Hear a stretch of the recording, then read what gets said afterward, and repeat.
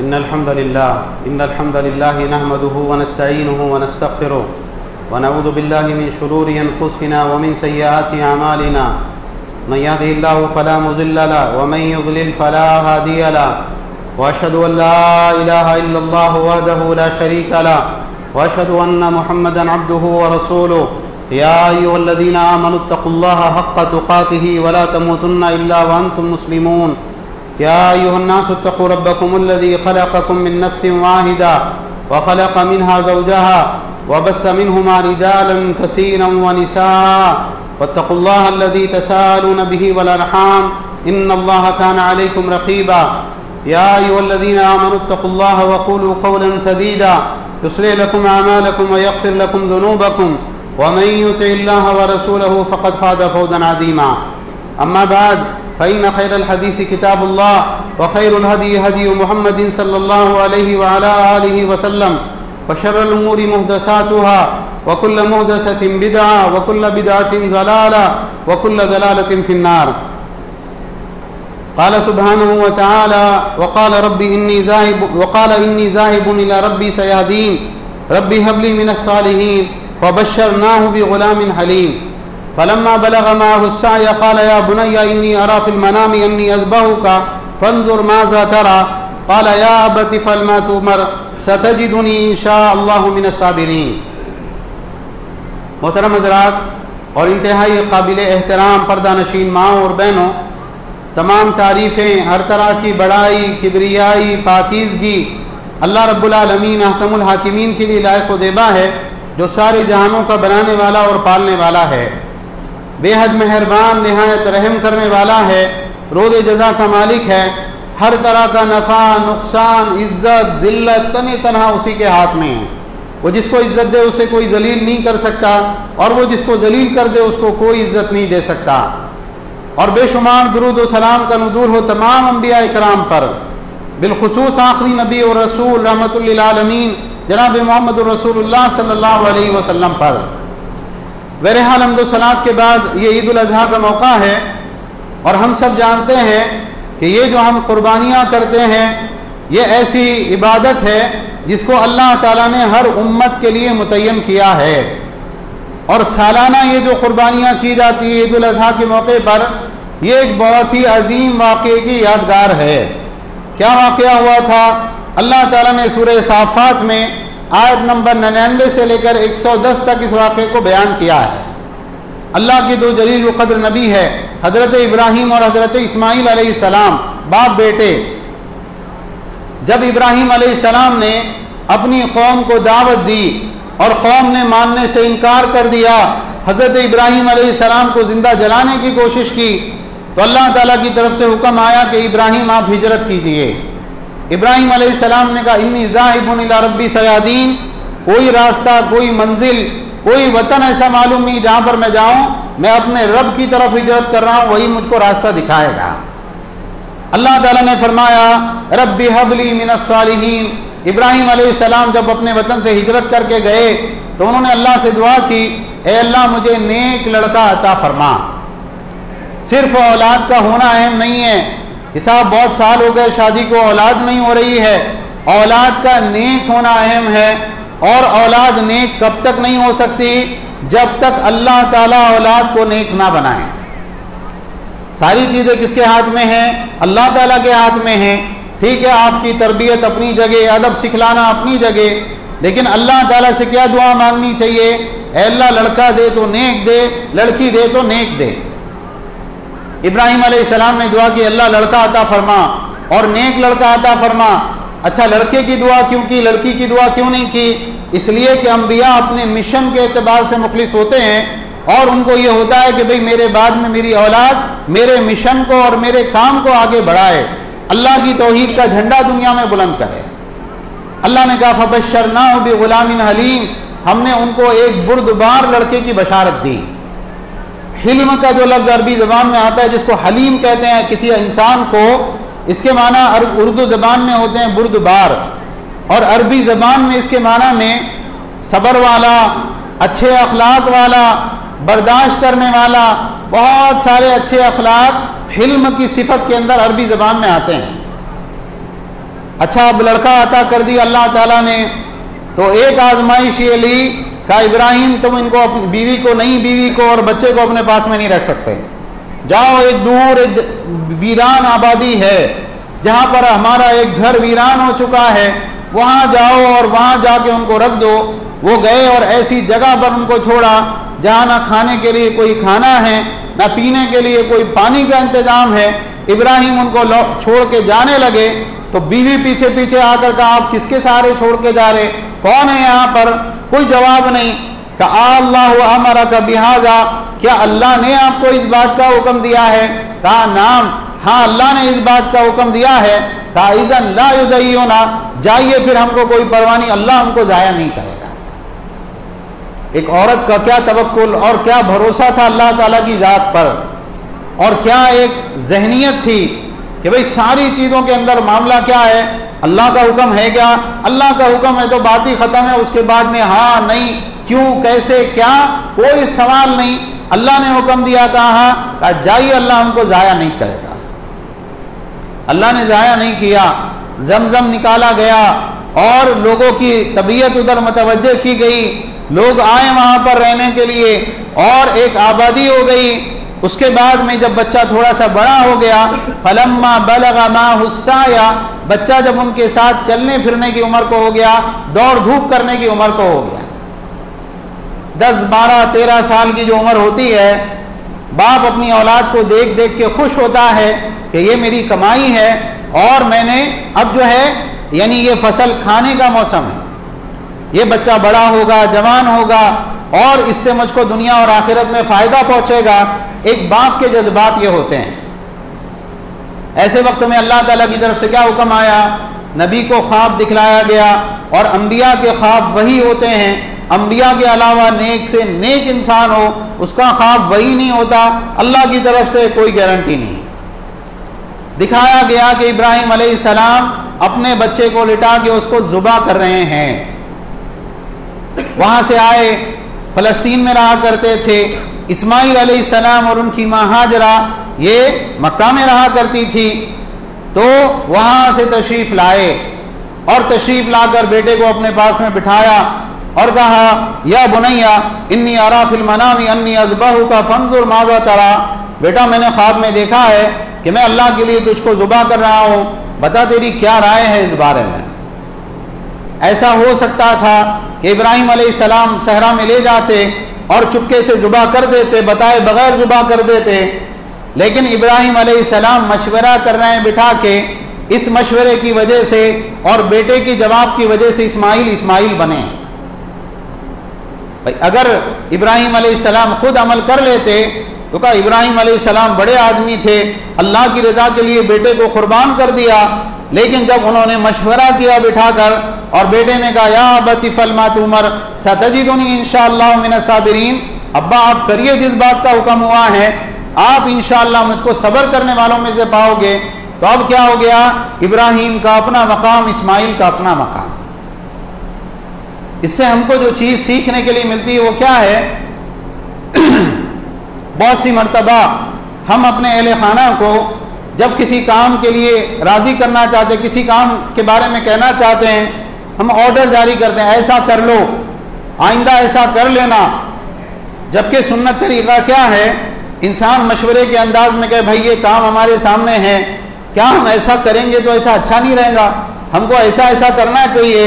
تو مشورے کے انداز میں جب آپ کسی کے سامنے کوئی بات رکھتے ہیں تو یہ زیادہ بہتر طریقہ ہے کام کرنے کا، اور جب آپ آرڈر دیتے ہیں تو بعض مرتبہ آپ کی اولاد ہی اس کو ناگوار گزرتا ہے کہ کیا ہے، کچھ بھی بولتے ہیں۔ بہرحال اسماعیل علیہ السلام راضی ہو گئے۔ بہت زیادہ تفصیلات اس واقعے کی موجود نہیں ہے، اسرائیلی روایات ہیں، تاریخی باتیں ہیں، لیکن جو چیز صحیح سند کے ساتھ ثابت ہے وہ یہ ہے کہ اگلے دن جب باپ بیٹا مشورہ کر کے نکلے تو شیطان نے درمیان میں روکنے کی کوشش کی۔ حضرت جبریل علیہ السلام آئے، کہا ابراہیم اس کو کنکریاں اٹھا کے ماریے۔ عبداللہ ابن عباس رضی اللہ تعالیٰ کی روایت ہے ابراہیم علیہ السلام نے اس کو کنکریاں اٹھا کے ماری، تو اس کے بعد میں وہ وہاں سے بھاگا، 2-3 جگہ اس نے روکنے کی کوشش کی۔ آج وہی جمرات ہے جہاں پر حاجی رمی کرتے ہیں۔ ایسا نہیں ہے کہ وہ جو جمرات ہیں وہاں پہ کوئی شیطان قید ہے. یہ اس واقعے کو اللہ تعالیٰ نے قیامت تک کے لیے باقی رکھا. اور ظاہر سی بات ہے شیطان کو تکلیف ہوتی ہوگی یہ ساری چیزیں دیکھ کر, لیکن جمرات میں جب آپ رمی کرتے ہیں تو یہ صرف اللہ کے حکم اور نبی صلی اللہ علیہ وسلم کی سنت کی اتباع اور کچھ نہیں. بہرحال مینا میں پہنچے, اور مینا میں پہنچنے کے بعد میں اللہ تعالیٰ نے کہا فلما اسلما وتلہ للجبین, جب دونوں نے فرما برداری کا اظہار کیا اور بیٹے کو پیشانی کے بل جو ہے اس کے بل لٹا دیا. بعض علماء نے کہا کہ الٹا لٹایا, لیکن بظاہر عربی زبان کے اعتبار سے, عربی زبان کے اسلوب کے اعتبار سے یہ ایک پہلو پہ لٹانے کے معنی ہے, ایک گال پہ, جیسے جانور کو ذبح کرتے وقت میں لٹایا جاتا ہے. اور ابراہیم علیہ السلام نے ذبح کرنا چاہا, اس وقت میں جب وہ ذبح کر رہے تھے اللہ تعالیٰ کی طرف سے آواز آئی اَيَّا ابراہیم قد صدقت الرؤيا انا كذلك نجزي المحسنين, اے ابراہیم تم نے خواب سچا کر دکھایا, ہم نیکوکاروں کو اسی طرح سے بدلہ دیا کرتے ہیں. اسماعیل علیہ السلام کی جان بچ گئی, اور اللہ تعالیٰ نے کہا ان هذا لهو البلاء المبین, یہ بہت بڑی آزمائش تھی کہ باپ کو حکم دیا جائے کہ بیٹے کو قتل کرنا ہے, اور بیٹے کو جو ہے اس بات کی توفیق دی جائے کہ یہ بات ماننا ہے. وَفَدَيْنَاهُ بِذِبْحٍ عَظِيمٍ, اللہ نے کہا ہم نے ایک عظیم جو ہے ذبیحہ اس کے فدیے میں بھیجا. اللہ کے نبی صلی اللہ علیہ وسلم کی احادیث سے یہ بات معلوم ہوتی ہے کہ وہ ایک مینڈا تھا, جو ہے اونچا تازہ بڑے بڑے سینگوں والا, وہ لایا گیا اور اس کے بعد میں قربانی کے طور پر اس کو ذبح کیا گیا. اس مینڈے کا سر برابر کعبۃ اللہ کے اندر باقی رہا, احادیث میں اس کا تذکرہ ہے. اللہ کے نبی صلی اللہ علیہ وسلم نے دیکھا کہ اس کو ڈھک دو, کیونکہ بیت اللہ میں کوئی ایسی چیز مناسب نہیں جس سے نمازی کا دھیان منتشر ہو. اس کے بعد میں ایک مرتبہ کعبۃ اللہ میں آگ لگی اور وہ مینڈے کا سر اس کے اندر جل گیا. اس سارے واقعے کے اندر جو چیز ہم کو ملتی ہے وہ کیا ہے؟ فرما برداری. اذ قال له ربه اسلم قال اسلمت لرب العالمین, اللہ نے جب ابراہیم علیہ السلام سے کہا ابراہیم فرما بردار ہو جاؤ, تو اس وقت میں ابراہیم علیہ السلام نے کیا کہا؟ اسلمت لرب العالمین, اے اللہ میں تیرے لیے فرما بردار ہو گیا, میں نے بالکل تیری فرما برداری اختیار کر لی. اللہ تعالیٰ کا حکم جب آ جائے, اللہ تعالیٰ کی اطاعت ہر حال میں رحمت ہے. اللہ تعالیٰ کی اطاعت, اللہ تعالیٰ کا کوئی حکم ایسا آ جائے کہ انسان کے جذبات کے لیے بہت گرا ہو کہ یار میں کیسے کر سکتا ہوں, لیکن انسان کے لیے خیر اسی میں ہے کہ انسان جو ہے اللہ تعالیٰ کی فرما برداری اختیار کر لے, اللہ کا جو حکم ہو اس کو اپنی طاقت کے مطابق پورا کرنے کی کوشش کرے. جب انسان کا یہ جذبہ اللہ تعالیٰ دیکھتا ہے, اللہ تعالیٰ ہر شر آفت اور نقصان سے اس کو بچا لیتے ہیں. قیامت کا دن ہوگا, 3 آدمی اللہ کی بارگاہ میں کھڑے ہوں گے دعویٰ لے کر. کیا دعویٰ ہوگا؟ ایک پاگل آدمی کھڑا ہوگا اور کہے گا اللہ تیرے نبی آئے تھے, لیکن میری عقل خراب تھی, بچے مجھ کو پتھر مارتے تھے, تو میں نے کچھ سنا نہیں, میں کچھ سمجھا نہیں, تو میں جو ہے ایمان نہیں لایا, اس میں میرا کوئی قصور نہیں ہے. ایک بوڑھا آدمی کھڑا ہوگا, کہے گا اللہ میں اتنا بوڑھا ہو گیا تھا میرے کو کچھ سمجھ میں نہیں آتا تھا. ایک آدمی کھڑا ہوگا, کہے گا اللہ مجھ تک تیرے نبی کی دعوت پہنچی ہی نہیں, اس لیے میں اپنے آبائی مذہب کے اوپر باقی رہا. اللہ تعالیٰ کی طرف سے حکم ہوگا ذرا ٹھہرو, اب تم کو حکم دیا جائے گا. اس کے بعد اللہ تعالیٰ فرمائے گا میں آج خود اپنا رسول ہوں, اور ان سے کہا جائے گا جو جہنم میں چلے جاؤ. اس حکم کو سن کر بعض لوگ بڑھیں گے اور جا کے جہنم میں چھلانگ لگا دیں گے. اللہ کے نبی صلی اللہ علیہ وسلم نے فرمایا جہنم کی آگ ان کے لیے ٹھنڈی کر دی جائے گی. اور بعض لوگ جھجکیں گے, رکیں گے. اللہ تعالیٰ فرمائیں گے آج تم ڈائریکٹ میرا حکم نہیں مان رہے, میرے انبیاء کا حکم کہاں سے مانتے؟ اس کے بعد ان کو سزا ملے گی. تو اللہ تعالیٰ اگر آپ کو یہ حکم دے جہنم میں چھلانگ لگانی ہے تو انسان کو چھلانگ لگا دینی چاہیے, وہ بھی اس کے لیے رحمت ہی ہوگی. لیکن ہم کیا کرتے ہیں؟ ہم اپنی طبیعت سے مجبور ہو کر اور شیطان کے بہکاوے میں, نفس کے بہکاوے میں اللہ کے حکموں کو توڑتے چلے جاتے ہیں, اور اس کے بعد میں خیر رحمت اور بھلائی ڈھونڈتے ہیں. اللہ کے حکموں کو توڑنے کے بعد انسان کو بھلائی کہاں سے مل سکتی ہے؟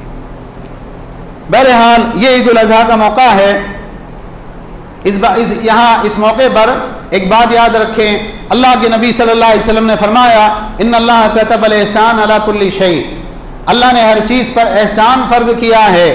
اگر جنگ کی حالت میں دشمن کو قتل کرو اچھی طرح سے قتل کرو، بلا وجہ تکلیف مت پہنچاؤ، اور اگر تم ذبح کرو تو اچھی طرح سے ذبح کرو، تم میں سے ہر ایک کو اپنی چھری تیز رکھنا چاہیے اور ذبیحے کو راحت پہنچانا چاہیے، ایسا نہ ہو کہ چھری کند ہونے کی وجہ سے اس کو تکلیف پہنچے۔ تو جب ہم جائیں اپنے گھروں پر اور قربانیاں کریں جن کو اللہ نے طاقت دی ہے، توفیق دی ہے، قربانی کس کو کرنا چاہیے؟ اپنی قربانی خود کرنا چاہیے، نہیں مولوی صاحب کو لے جائیں گے ان کے ہاتھ سے بہت بابرکت قربانی ہوں گی، ایک بکرے کا 100 بکروں کے برابر ثواب ملے گا، ایسا کچھ بھی نہیں ہے۔ اللہ کے نبی صلی اللہ علیہ وسلم نے ساری زندگی اپنی قربانیاں خود کی، اور جب حجۃ الوداع کا موقع تھا تو اللہ کے نبی صلی اللہ علیہ وسلم نے حج کی قربانی میں، جس کو ہدی کہا جاتا ہے، 100 اونٹ قربان کیے، اور اس میں سے 63 اونٹ اللہ کے نبی صلی اللہ علیہ وسلم نے خود اپنے ہاتھ سے نہار کیے۔ صحابی رسول حضرت ابو موسیٰ اشعری رضی اللہ تعالیٰ عنہ، ان کی بیٹیاں قربانی کرتی تھی تو وہ اپنی بیٹیوں کو حکم دیتے تھے کہ بھئی قربانی ہے نا تم خود کرو اپنے ہاتھ سے قربانی، مگر یہ کہ وہاں پہ کوئی نامحرم نہیں ہونا چاہیے، گھر ہی کے افراد ہے تو عورت بھی ذبح کر سکتی ہے، بچہ بھی ذبح کر سکتا ہے، اور یہ ہونا چاہیے، یہ ایک طرح سے تربیت ہے، اندر سے ڈر کا نکالنا ہے، یہ چیز ہمارے بچوں میں آنی چاہیے۔ جب ہم قربانی کریں تو بہت سی دعائیں یاد ہیں، اچھی بات ہے، نہیں یاد ہے بسم اللہ اللہ اکبر، اللہ کے نام سے، اللہ سب سے بڑا ہے، یہ اللہ کی توحید کا اظہار ہے، کسی نبی کا، ولی کا، کسی کا نام نہیں، کس کا نام؟ اللہ کا نام، جان اللہ کی ہے، اللہ ہی کے نام پہ جان لی جا سکتی ہے۔ جب آپ ذبح کر دیں تو ذبح کرنے کے بعد میں اب بہت سارے لوگ جو ہے آج کے دور میں فتاوا سوشل میڈیا پہ یہ نہیں کھا سکتے، وہ نہیں کھا سکتے، 7 چیزیں مکروہ ہیں، فلاں چیزیں حرام ہے، بہتا ہوا خون منع ہے، پیشاب پاخانہ جانور کا کوئی ویسے بھی کوئی اس کو استعمال نہیں کرتا، اس کے علاوہ اوپر سے لے کے نیچے تک پورا جانور کھانے لائق ہے، آپ کچھ بھی کھائیں کوئی مسئلہ نہیں۔ اللہ تعالیٰ نے کہا خود بھی کھاؤ، فَكُلُوا مِنْهَا، اس میں سے کھاؤ، اپنی قربانی کے جانور کا گوشت لازمی کھانا چاہیے، یہ سنت ہے، اس کی تاکید ہے، قرآن میں بھی ہے، اللہ کے نبی صلی اللہ علیہ وسلم کی حدیث میں بھی ہے۔ اور اللہ تعالیٰ نے کہا جو لوگ مانگتے ہیں آپ کے یہاں قربانی ہے کیا، ذرا دو ہم کو بھی گوشت، ان کو دینا چاہیے، اور جو لوگ نہیں مانگتے رکے ہوئے ہیں تو ایسے لوگوں کو بھی لے جا کر قربانی کا گوشت دینا چاہیے۔ اسی طرح سے آپ دیکھیں، آخری بات انشاءاللہ پھر ہم بات ختم کریں گے، یہ کون سے ایام چل رہے ہیں؟ ایام التشریق، اور اللہ کے نبی صلی اللہ علیہ وسلم کی حدیث ہے ان اعظم الایام عند اللہ یوم النحر ثم یوم القر، سارے سال کے دنوں میں سے سب سے افضل دن کون سا ہے اللہ کے نزدیک؟ یوم النحر ہے، یہ عید الاضحیٰ کا دن، سب سے افضل دن سال کے سارے دنوں میں۔ اور اس کے بعد میں کون سا دن ہے؟ یوم القر، اس کے بعد اگلا آنے والا جو دن ہے یہ دوسرا دن سب سے افضل ہے۔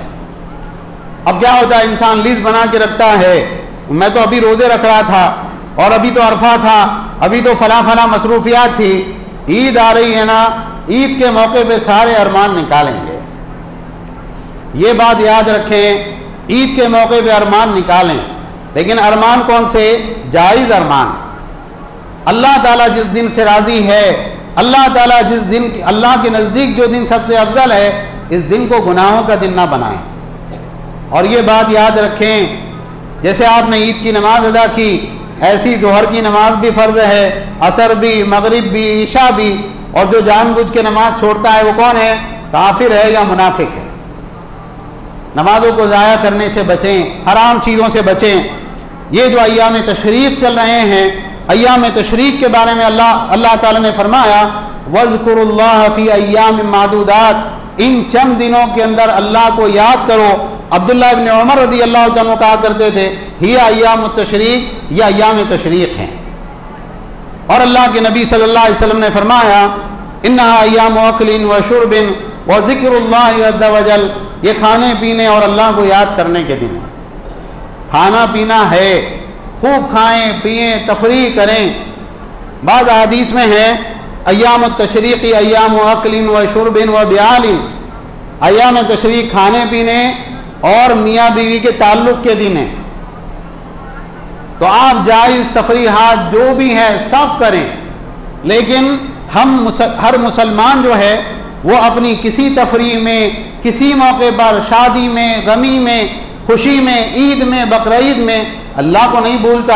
اللہ کو بھول رہا تو پھر مومن کا ہے، وہ تو منافق ہے۔ اللہ کو یاد رکھیں، تکبیرات پڑھیں، فرض نمازوں کے بعد تکبیرات کا اہتمام کریں، اللہ کو یاد کریں، قرآن کی تلاوت کریں، اللہ کا ذکر کریں، اللہ کو بھولے بغیر اس عید کو منائیں۔ اللہ تعالی ہم سب کو کہنے سننے سے زیادہ عمل کی توفیق عطا فرمائیں۔ ساری دنیا کے اندر جہاں جہاں مسلمان پریشان حال ہے، اے اللہ ان کی پریشانیوں کو دور فرما، اے اللہ مظلوموں کی مدد فرما، اے اللہ ظالموں سے انتقام لے لے۔ جن لوگوں نے مسلمانوں کو بے گھر کیا ہے، جن لوگوں نے مسلمانوں کو قید میں ڈالا ہے، اے اللہ ان پر سخت سے سخت عذاب نازل فرما۔ اے اللہ قوم عاد اور قوم ثمود کی طرح عذاب نازل فرما۔ اے اللہ ان کو بیماریوں میں مبتلا فرما، مصیبتوں اور پریشانیوں کے اندر مبتلا فرما۔